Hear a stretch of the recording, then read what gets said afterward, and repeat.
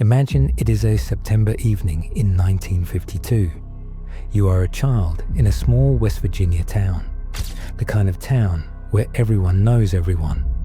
The kind of town where the biggest event of the year is the high school football game. You are playing outside with your friends when something bright tears across the sky and lands on the hill above your house. You run to get your mother. She grabs a flashlight. A neighbor, a 17-year-old National Guardsman, comes with you. You climb that hill together, and whatever is waiting at the top will change every single one of you forever. Some of you will be sick for weeks. One of you will never recover. And the United States Air Force will arrive shortly after to make sure the story goes away. This isn't a movie. It is a documented case file from September 12th, 1952, in Braxton County, West Virginia. And what 7 people saw on that hillside that night has never been adequately explained. To understand what happened in Flatwoods, you have to understand what kind of year 1952 already was by September. The modern UFO era had begun 5 years earlier, in 1947, when a civilian pilot named Kenneth Arnold described 9 disc-shaped objects flying near Mount Rainier, Washington, at speeds exceeding 1,000 miles per hour. Newspapers called them flying saucers. Within weeks, similar sightings were reported across 40 states. The Air Force launched its first official investigation, Project Sign, in 1948. By 1952, that program had evolved into Project Blue Book, led by Captain Edward Ruppelt out of Wright-Patterson Air Force Base in Dayton, Ohio. Then, in April 1952, Life magazine ran a cover story that detonated across the country. The headline read, "Have we visitors from space?" The article included 10 detailed accounts of unexplained aerial incidents and featured testimony from a rocket scientist working on classified projects who stated he was completely convinced that they have an out-of-world basis. According to the Washington Post, the number of UFO sightings reported to the Air Force jumped from 23 in March to 148 in June. But that was nothing compared to what happened in July.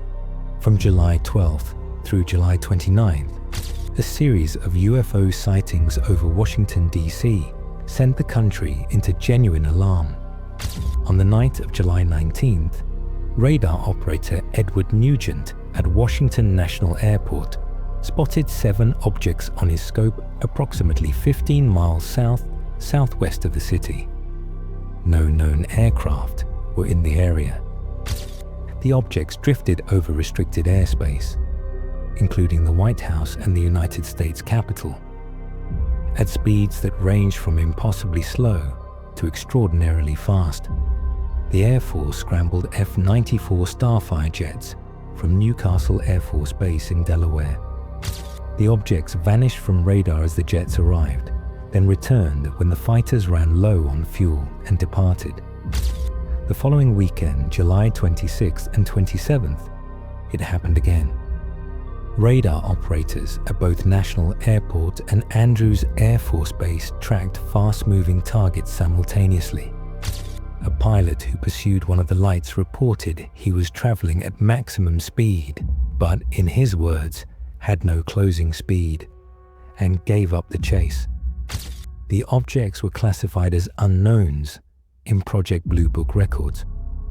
That designation was never changed. The Air Force held a press conference on July 29th, the largest since the end of the Second World War. Led by Major General John Samford, the Director of Air Force Intelligence. He attributed the radar returns to temperature inversions and the visual sightings to misidentified stars or meteors, while simultaneously acknowledging that a certain percentage of UFO reports came from credible observers describing things that could not be dismissed. The CIA was alarmed enough to form a secret study group within its Office of Scientific Intelligence.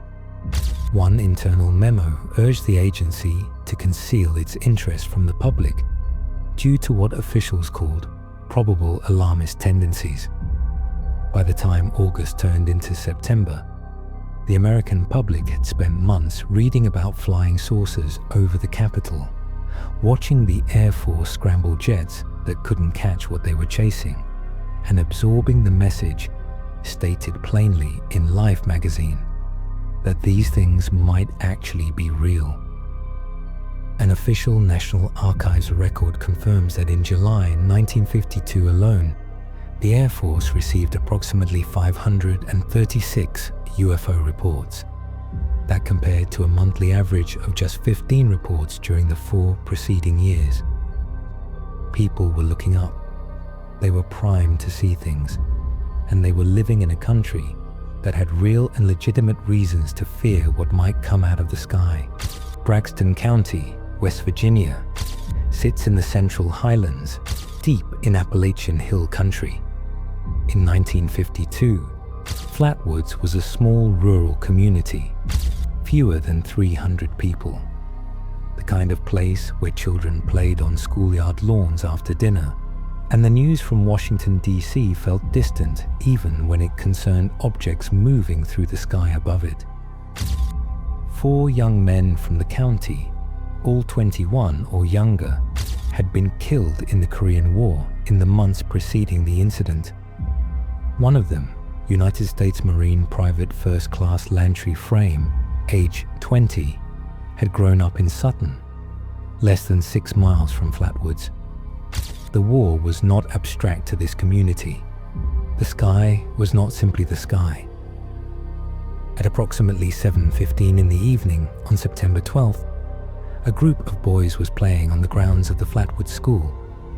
Edward May, age 13, and his brother Fred, age 12, along with their friend Tommy Heyer, age 10, and Neil Nunley, age 14, saw a bright, flashing object streak across the sky above them.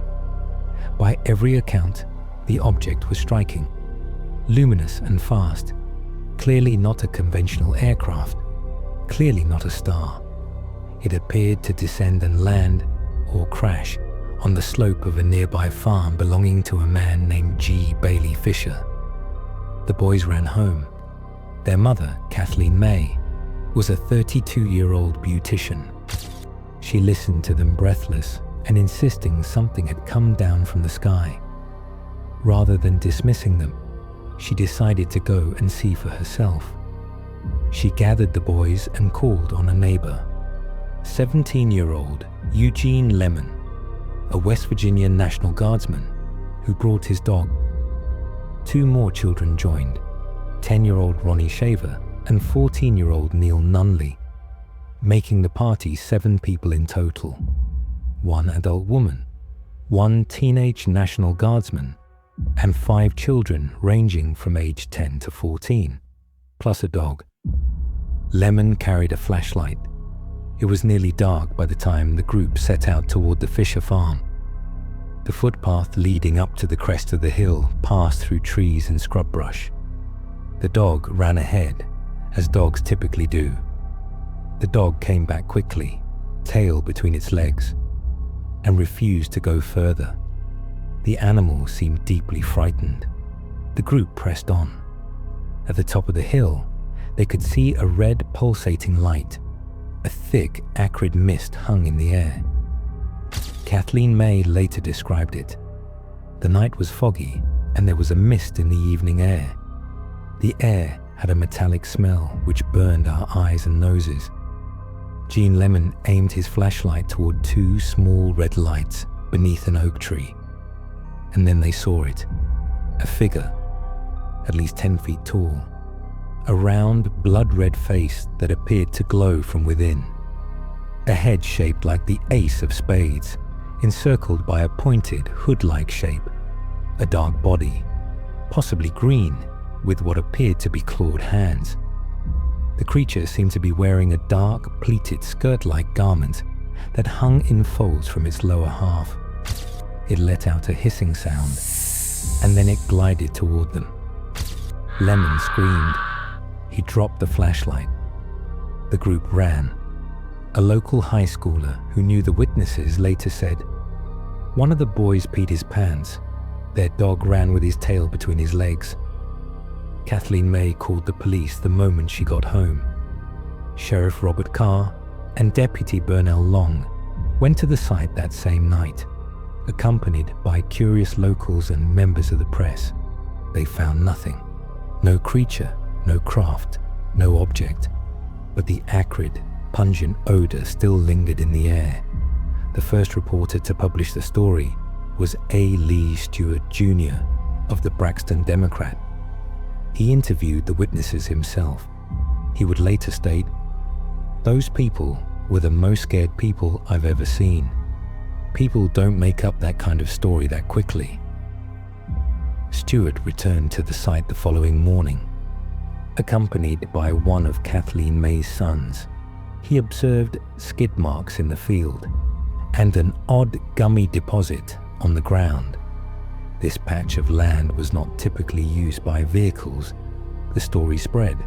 Local radio picked it up first, then National Wire Services, then the big papers. Former news editor Holt Byrne later wrote, "Newspaper stories were carried throughout the country. Radio broadcasts were carried on large networks, and hundreds of phone calls were received from all parts of the country." The National Press Services rated the story number 11 for the year. Kathleen May and Jean Lemon were invited to New York to appear on CBS television. Here is where the story stops being a campfire tale and becomes something harder to dismiss. Every member of the group that climbed that hill developed similar symptoms in the following days: nose and throat swelling, irritation, nausea, vomiting. These symptoms were attributed to exposure to the mysterious mist they had encountered at the top of the hill. Jean Lemon, the National Guardsman, the one who had been closest, the one who had aimed his flashlight directly at the creature, was the most severely affected. He experienced violent convulsions, persistent vomiting, irritation that lasted for weeks. His dog fell ill and died 2 days after the encounter. A doctor who treated the entire group stated that exposure to mustard gas produces similar symptoms. And Kathleen May and the boys were not the only ones. A mother and her 21-year-old daughter from nearby Weston reported an identical encounter with the creature 1 week before the Flatwoods incident. According to the mother, the young woman was so affected by the irritating mist that she required a 3-week stay in the hospital to recover. 3 weeks in a hospital for mist from a barn owl. The United States Air Force investigated the Flatwoods case as part of Project Blue Book. Their conclusion was delivered with bureaucratic efficiency. The bright light in the sky, a meteor. This was supported by the fact that on the night of September 12th, a meteor had been observed across 3 states, Maryland, Pennsylvania, and West Virginia. The pulsating red light on the hill, likely an aircraft navigation or hazard beacon. 3 such beacons were visible from the area, and the creature, a barn owl, perched on a tree limb. Shadows from the surrounding foliage, creating the illusion of a lower body. The owl's heart-shaped face becoming a spade-shaped head. The hissing sound matching a startled barn owl's call. The witness's perceptions distorted by a heightened state of anxiety. Case closed. The explanation is tidy. It accounts for most of the visual elements, and it has been accepted by a number of investigators, including Joe Nickel of the Committee for Skeptical Inquiry, who conducted a detailed analysis in 2000. But it does not account for the medical evidence. Mustard gas-like symptoms do not result from encountering a barn owl. Swelling of the nose and throat does not come from anxiety about a bird. A young woman does not spend 3 weeks in a hospital because she was frightened by an owl. A dog does not die 2 days after seeing a perched bird. and a National Guardsman, a trained observer, does not suffer violent convulsions for weeks because he got scared in the dark. The skeptic Ryan Haupt has suggested that the nausea reported by witnesses was consistent with hysteria and overexertion. That is one explanation. It is not a comfortable one. It asks you to believe that 7 people, including a National Guardsman and a grown woman, simultaneously developed mustard gas-like symptoms, including throat swelling and persistent vomiting, because they ran away from an owl. One of the boys, a local teenager named Max Lockhart, later admitted he had driven his Chevy truck to the site afterward, hoping to see something. Skeptics have suggested the skid marks and oily residue came from his truck, not from any craft. That is possible. It does not explain the symptoms. At first it seems ordinary. A meteor, a beacon, an owl. But then, strange things start happening. The symptoms don't fit. The dog dies. The hospital stays are documented. And the Air Force walks away from all of it. In the days following the incident, 2 men arrived in Flatwoods identifying themselves as magazine writers. They interviewed witnesses, they took statements, and then they left. According to Gray Barker, a Braxton County native and one of the most prominent UFO writers of the 20th century, these men were Air Force investigators operating under civilian cover. Barker wrote about the Flatwoods incident extensively. He also introduced something else to American culture, the concept of the Men in Black.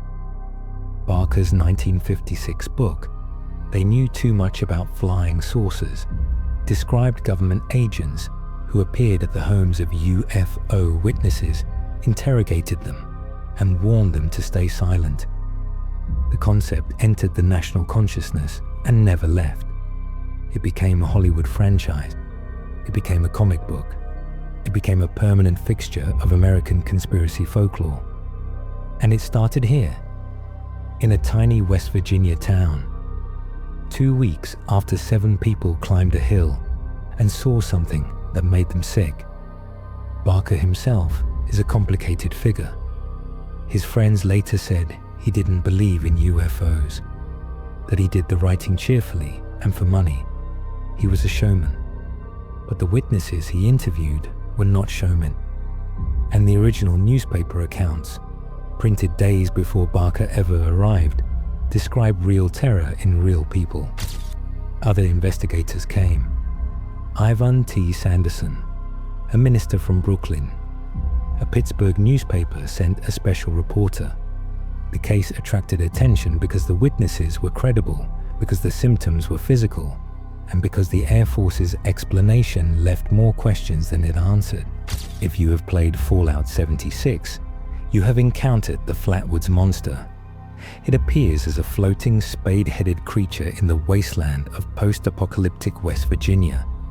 It has been featured in video games, in the History Channel series Project Blue Book, and in countless cryptid documentaries. Most people know the image. The spade-shaped head, the glowing eyes, the dark, pleated body. It has become an icon, a piece of American folklore rendered in plastic figurines, printed on t-shirts, and carved into giant wooden chairs that tourists pose with in Flatwoods, West Virginia. But the image is not the story. The story is about a mother and 6 children, and a National Guardsman who climbed a hill on a September evening and came back physically injured. The story is about documented symptoms that a doctor compared to mustard gas exposure. The story is about a dog that died. The story is about the United States Air Force arriving in a small town, interviewing witnesses, and closing a case that the evidence never actually closed. The Flatwoods Monster Museum now sits in Sutton, the Braxton County seat. It is open Tuesday through Friday, 9 to 5, and on weekends from 10 to 4. Admission is free. Andrew Smith, who runs the museum, says that hundreds of visitors stop by every week during peak season. And Ed and Freddie May, the brothers who first saw that light streak across the schoolyard sky, they are still alive. They are in their 80s now. They no longer talk to reporters. They got tired after 100,000 interviews. But in a recent documentary, Freddie May looked calmly into the camera and said, "As far as for myself, it doesn't matter to me whether people believe or don't believe." What happened on Fisher's Hill in Flatwoods, West Virginia, on September 12, 1952, remains unresolved. The Air Force closed the case. The skeptics explained it away. The town embraced the legend and sold the merchandise. But the physical evidence, the symptoms, the hospital stays, the dead dog, has never been accounted for by the official explanation. And the witnesses, all 7 of them, never changed their story. Not once. Not in 70+ years. What they showed you was a monster on a t-shirt. What actually happened was 7 people got sick after encountering something their government couldn't explain and wouldn't investigate properly. The Air Force called it a meteor and an owl. The medical records call that into question.